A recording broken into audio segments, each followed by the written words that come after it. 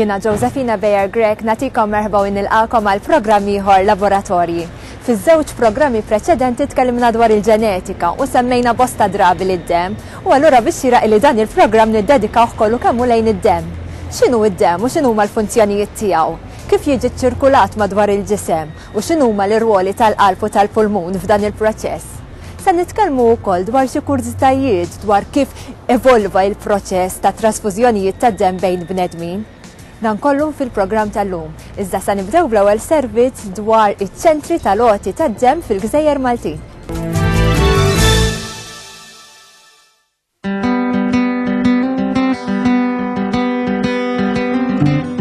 Iċ-ċentri tad-donazzjoni tad-dem.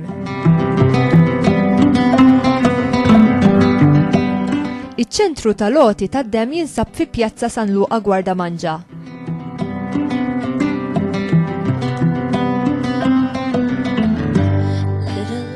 Jiftaħ bejn it-tnejn u l-ħadd inkluż festi pubbliċi bejn it-8 u s-6.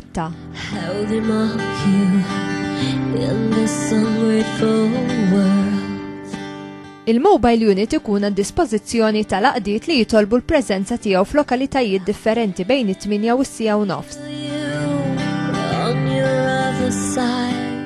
F'Għawdex iċ-ċentru tal-għoti tad-dem jinsab fl-Isptar Ġenerali u jiftaħ bejn it-2 u s-sibt bejn it-8 u l-11 u nofs. Il-ħadd jiftaħ darba kull 5 teħdut.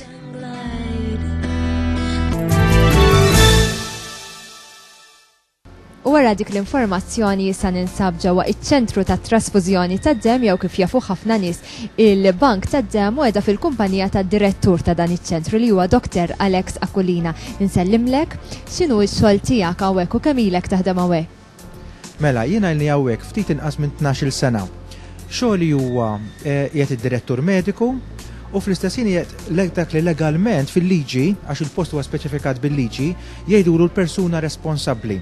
Aħna marbutin taħt liġijiet kienet direttiva tal-Unjoni Ewropea u aħna bħala pajjiż fl-Unjoni Ewropea ġiet imbagħad trasposta fil-liġi Maltija u tispeċifika eżatt il-liġi bħal ma hemm fl-industrija farmaceutika x'aħna nagħmlu prodott, nagħmlu dak li huwa id-dem li jintruża bħala mediċina.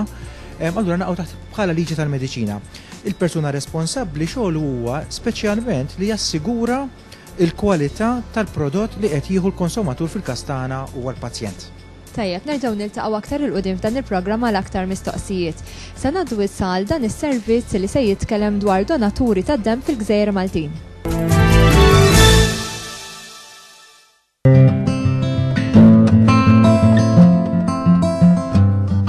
Donaturi ta' dem fil-Gżejjer Maltin. Kull persuna għandha fiha madwar 5 litri ta' dem. Meta tagħti donazzjoni ta' dem din kun qed tagħti 450 millilitru.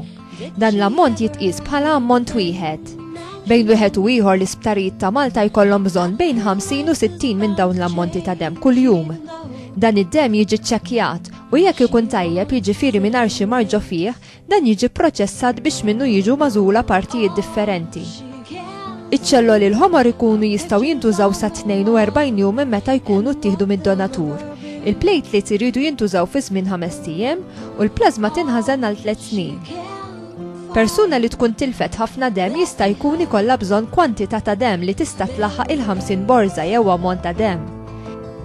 Jekk ikun hemm xi inċident kbir fejn ikunu involuti għatta nies, jaf ikun biżżejjed biex jużaw l-ammont kollu ta' dem li jkun hemm maħżun fil-bank.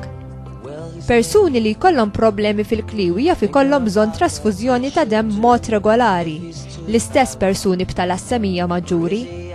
Fil-Gżejjer Maltina huma madwar 300,000 ruħ li jistgħu jkunu donaturi tad-dem, jiġifieri li jaqgħu bejn l-età ta' bejn 17 u l-65 sena. Iżda huma biss 5% minn dawn li jagħtu d-dem. Jekk persuna tibda tagħti d-dem minn età ta' 17-il sena, 3 darbit fis-sena, sa ma jkollha 65 sena, din tkun tat aktar minn 66 litru ta' dem. All he can find is left behind.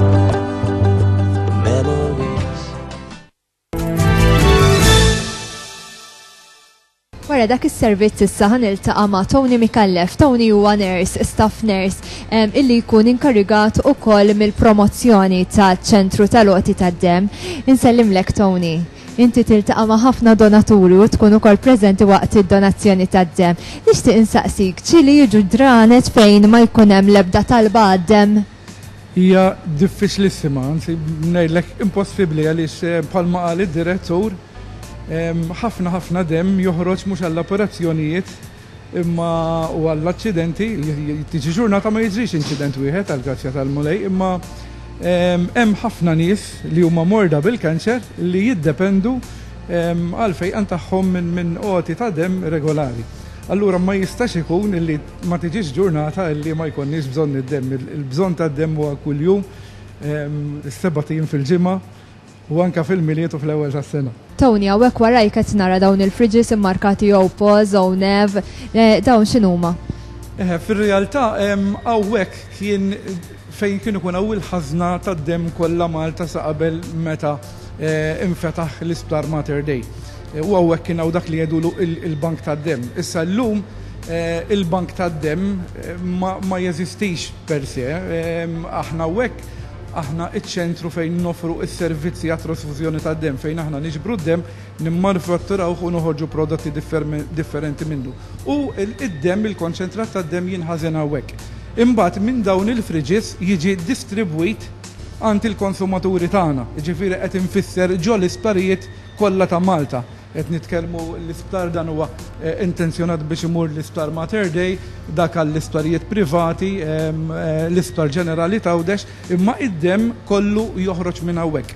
Mhux imur il-Mater Dei, dak li ngħidulu il-Hospital Blood Bank tal-Mater Dei, imbagħad minn hemm jiġi distribwit fi sptarijiet oħra. Le, minn hawnhekk joħroġ il-prodott għad-destinazzjoni aħħarija tiegħu. Jina nirringrazzjak ħafna tal-ħidma tiegħek Tony u tal-ħin tiegħek biex tagħtina wkoll din l-informazzjoni u minn hawnhekk se ngħaddu għal servizz ieħor minn xi x'inhu magħmul id-demm.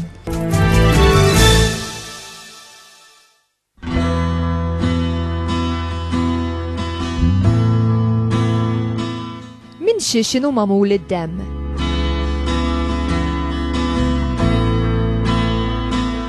Id-demm huwa biss 7% mill-pis kollu ta' persuna. Id-demm hu kompost minn parti likwida li tissejjaħ plażma u parti solida li hija ċelloli ħomor, bojot u platelets.